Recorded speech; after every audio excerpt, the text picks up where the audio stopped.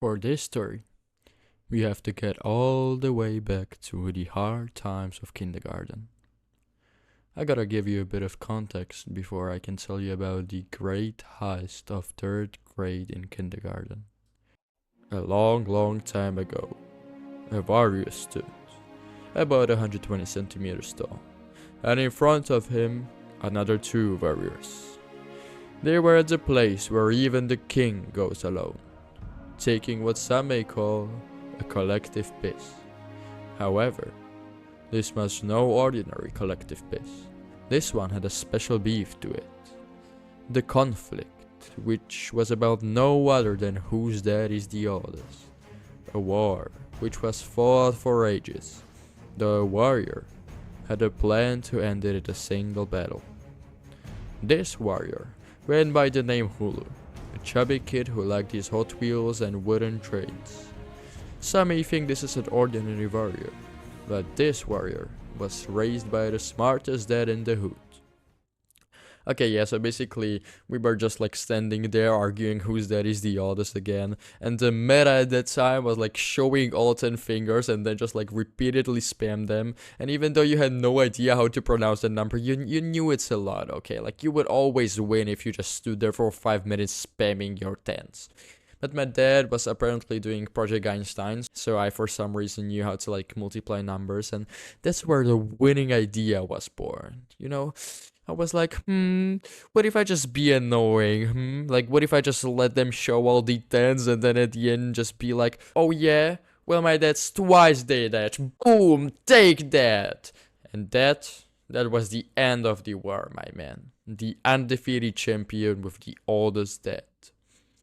It wasn't that much about like the war I won. Like, yeah, sure, my dad's the oldest. I claimed the status. Wow, really cool. I would gain some respect for like 3 days. It was more about who I won it against. It was, you know, this guy Mickey. You see, at that time, my biggest enemy was Mickey. He was like my biggest op. I couldn't name 3 geometrical shapes, but I could tell I hate Mickey. He stole all the trains and always got all the rare shiny Lego pieces. But that was fine. We would share sometimes. We would sometimes have a cool collective project, like make a centipede from paper or whatever. And yeah, basically we're like alpha battles. It wasn't like directly battles. We wouldn't just stand there and fight, although that might have been a better solution. We would just like claim territory by pissing on the carpet. No, we wouldn't do that, but whatever. You see like indirect battles, which pretty much just Mandal eat his gummy bears whenever he wasn't looking, and then he'll do the same 3 days later. Whatever, fast forwards like a year and the conflict still is ongoing. The glory from being the undefeated all the dead champion is already gone, and we're just kind of sitting there doing the preschool work because we're already going to school the next year. It's the hard kindergarten life. And we can't leave kindergarten without knowing who's the biggest alpha, like who actually would win the battle, who'd steal all the girls and like marry them. Yeah, I married 2 girls in kindergarten, but whatever. So Mickey, he had this not so good idea, but like whatever. And the idea was like, who could steal more Lego bricks from the huge Lego jar? And we would put them to the toilet. Like, not flush them down, but like collect them at the toilet because no teachers were allowed to go there for some reason. Even the male ones couldn't go to children's bathroom. Oh yeah, now I get it. Okay. Because apparently there were like some pedos before at the school, but whatever. And we would have our secret stash of stolen Lego bricks at the bathroom.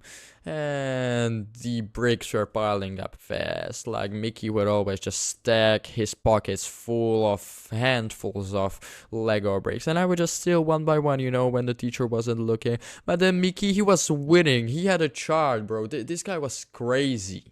And by the time I realized, he was already winning by a lot. And by a lot, I mean like a lot, like 3 handfuls. Would take me at least half a week to catch up if he wasn't doing anything, just sitting there looking at me.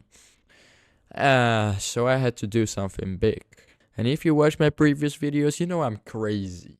So something big meant something big.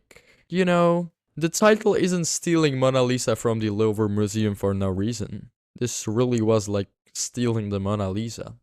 Why steal just singular Lego bricks when I can steal the entire jar? This was the Operation Lure.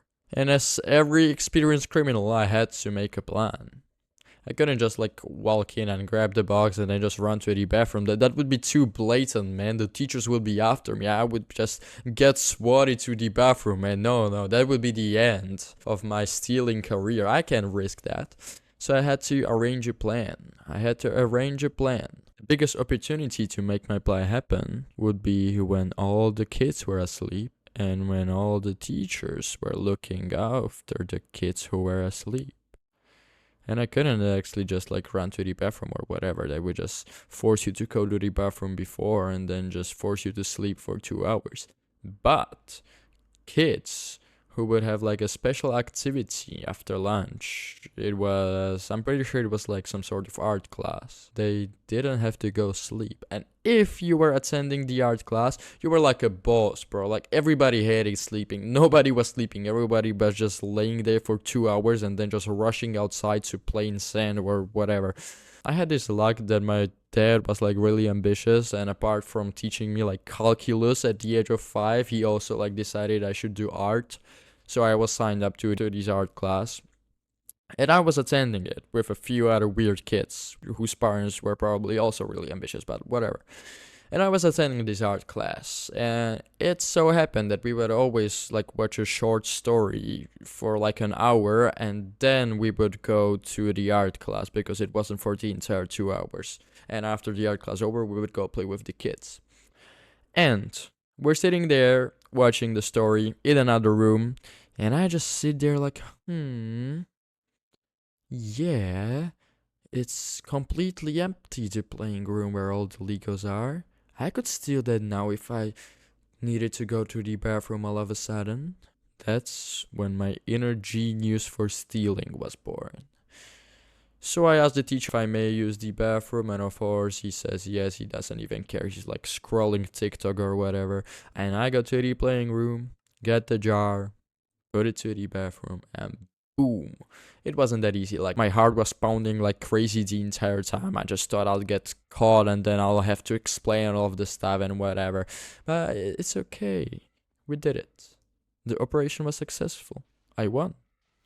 That was it. There was no more stuff to steal. Like Mickey has lost. That's it. Boom. Done. I was the unchallenged alpha. I got all the girls in preschool, man. We did it. Yes, let's go. However, I don't know if you have like ever stole something when you were that young, but your moral compass doesn't really like let you. It's kind of hard. I just sat there watching the story for like 20 more minutes, and then I was like, damn, what are we gonna do? I shouldn't have stolen. Somebody's gonna find out eventually. I'm gonna have a problem. What is this? Oh no, what have I done? What have I done? And then eventually I just started crying, and then the teacher asked what was wrong. Luckily, I didn't tell her what was wrong. Then I asked if I may use the bathroom again, and she was like, sure, I guess. And then I went to the bathroom again, and I returned it with all the stolen stuff. So Mickey didn't even know I stole the entire jar. So all of it wasn't worth it. I just got a generational trauma from stealing and not getting caught and not dealing with the consequences. But whatever. Moral of the story: don't steal Lego, please, guys.